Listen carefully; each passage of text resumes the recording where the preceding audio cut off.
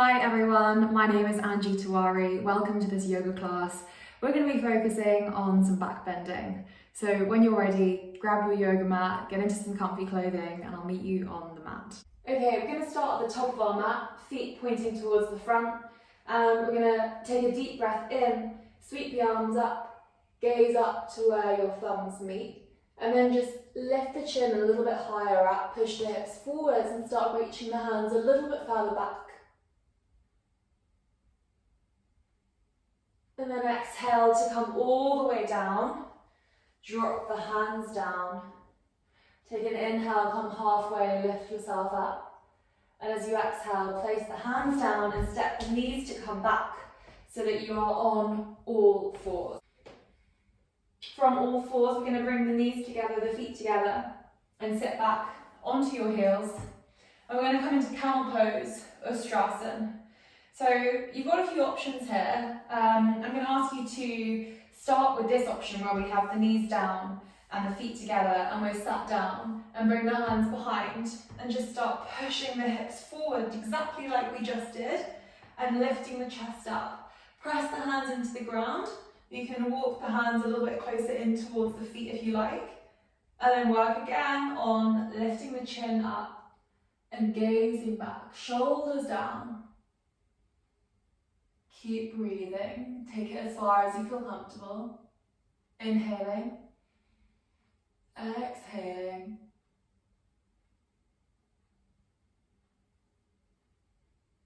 Good, and then slowly make your way back up to a kneeling position. We're going to do very similar, but we're going to lift the glutes up so that yes, we're still kneeling, but you have got your bum lifted and we're coming into Shavasana, camel pose.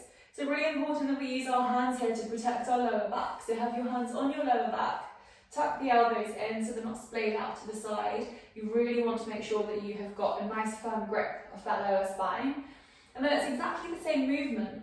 So we push the hips forward, we lift the chin up, we open the chest, and it's up to you how far you take it. So this may be enough for you. You're still doing a little back bend, but of course if you'd like to take it further, keep the hands where they are, keep pushing the hips forward, press into the backs of your feet, and lift the chin up to the sky, drop the head back.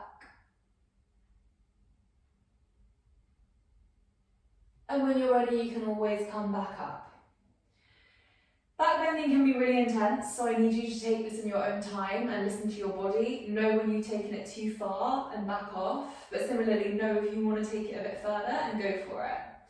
So if you want to back off, you can come back here and just stay with just looking up towards the ceiling.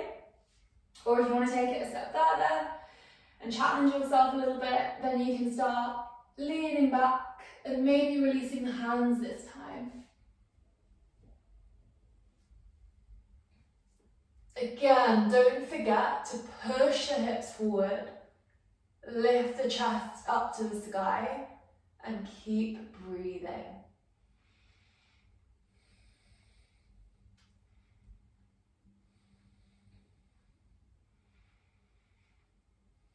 And when you'd like to come back up, place the hands on the lower back, come back up, bring the knees over hip width apart, feet together, extend the arms, come down in child's pose, counter pose.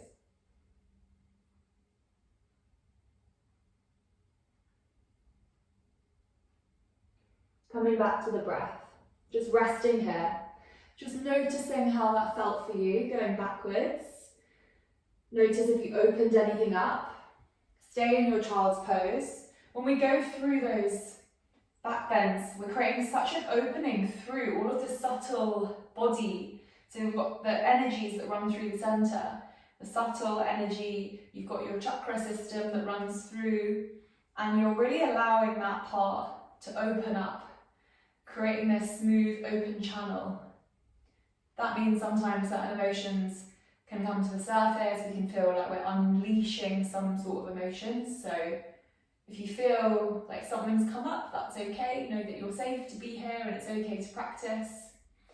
When you're ready, you're gonna take an inhale and make your way up from your balasana, from your child's pose. And just shuffle yourself round, extend the legs in front of you, and make your way to lying flat on your back. And we're going to come into some bridge pose variations. So as you come to lie flat on your back, you're going to bring the knees to point up towards the sky, feet are hip width apart. And we're going to start pressing into the feet and lifting the hips up off the ground. Just see how that feels. And then you can always lower down. You want to take it a little bit further. We're going to lift the hips back up. And we're going to interlock the fingers underneath. Tuck the shoulders under. And use that to really press into the earth and push the hips up. So two opposing movements. You've got a pushing up and you have a grounding down.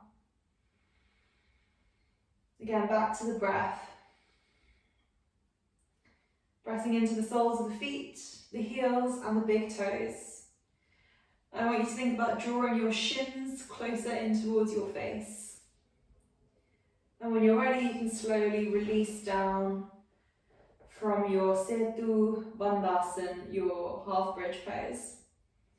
If you want to try and take it into your Chakrasana, your wheel pose, or Urdhva it's also known as, you can place the hands behind you. If this is your first time doing it, then I want you to, it's a bit of an awkward way of doing it. It feels really awkward if you've never done it before, but you're placing the hands by your shoulders, but with the fingertips pointing towards the feet. I need to tuck my hair in. And then we want to work on doing the same movement we did. So first we have the hips come up, lower back, middle back. See how that feels, keep lifting, keep pushing. And then if you feel ready, you can press into the hands and push and lift yourself up. And again, thinking about pulling the shins towards the face and moving the nose away from your feet. So I'm reaching towards the door, keep pressing into the hands. Feel an opening, feel a shift in the energy in the body through the torso. And whenever you're ready, you can come down.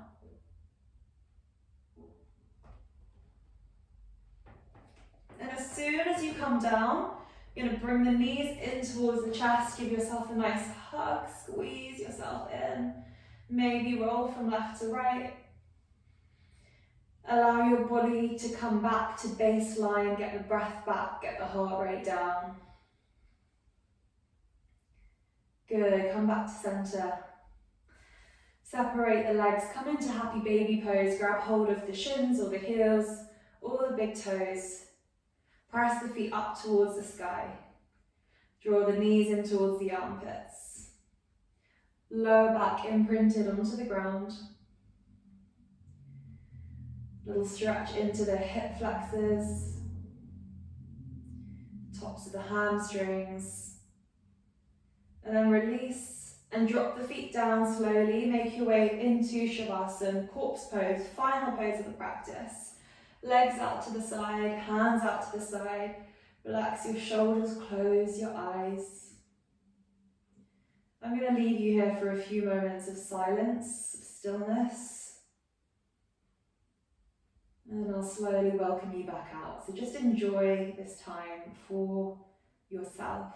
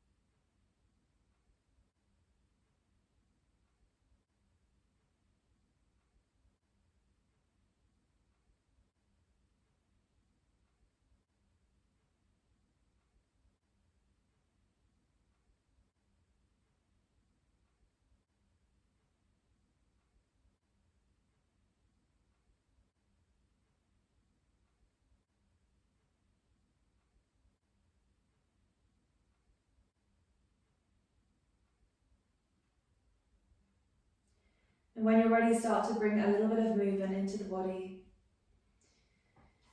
Take a big stretch. Deepen your breath. Give yourself another big squeeze in. Those knees come in towards the chest. Roll yourself slowly with your eyes closed onto one side. And then find your way up into a seated position. And when you get there, bring the hands into prayer position, Anjali Mudra, center of the chest. Connecting the left side and the right side of the body together as you press your left hand into your right hand. Take a moment to notice how you feel. Take any positive feelings that you have now into the rest of your day. Try and pass them on to at least one other person. We'll close by chanting Om. Take an inhale. Om.